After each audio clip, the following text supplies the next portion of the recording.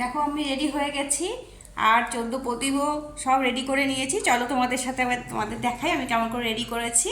এবার আমি সব প্রদীপগুলো একটু একটু একটা করে ধরিয়ে নেবো। চলো তোমাদের দেখাই।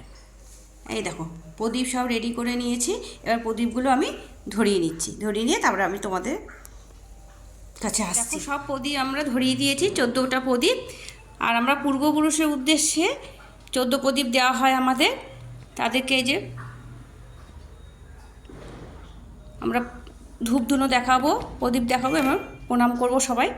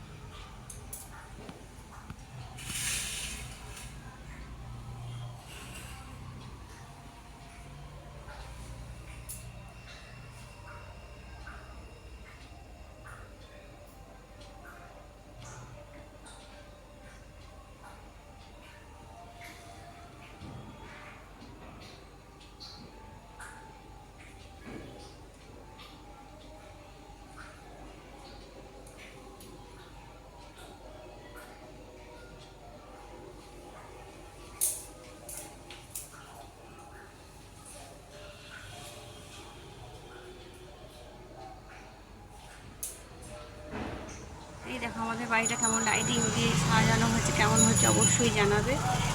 দেখো আমাদের পাশে ক্লাবে পুজো হচ্ছে, কত লাইটিং। আর সবার বাড়ির ছাদে সবাই মোটামুটি বাড়িতে সবাই লাইট লাগিয়েছে, বেশ ভালো লাগছে। কালী পুজোটা এই জন্য বেশি ভালো লাগে, চারিদিকে শুধু আলো আর আলো।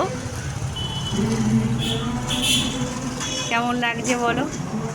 আমাদের দুর্গাপুরে এটা আমি দুর্গাপুরে থাকি, তা দুর্গাপুর থেকে ভিডিওটা করছি।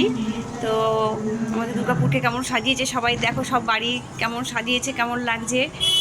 আমার কাছে তো খুব ভালো লাগছে, তোমাদের কাছে কেমন লাগছে অবশ্যই আমাকে কমেন্টে জানাবে।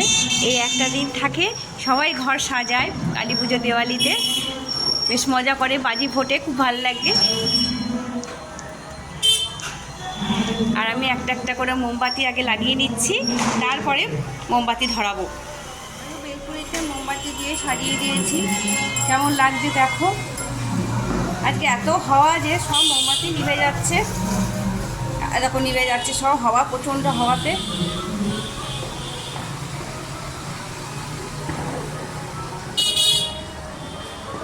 দেখো চারিপাশটা তো দেখো কেমন লাগছে, খুব সুন্দর লাগছে দেখতে।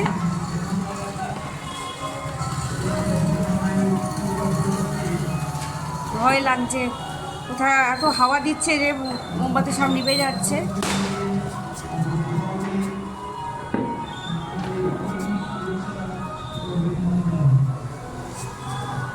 দেখো তোমার দাদা আবার একবার করে ধরিয়ে দিচ্ছে, একবার করে নিচ্ছি একবার করে ধরাচ্ছি মোমবাতি, কিছু করার নেই, হাওয়া দিচ্ছে যেহেতু তাই নিভে যাচ্ছে। তো কেমন লাগছে অবশ্যই অবশ্যই জানাবে। দেখো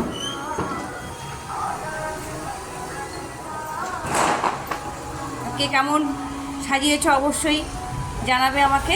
তো আজকের ভিডিওটা এই পর্যন্ত।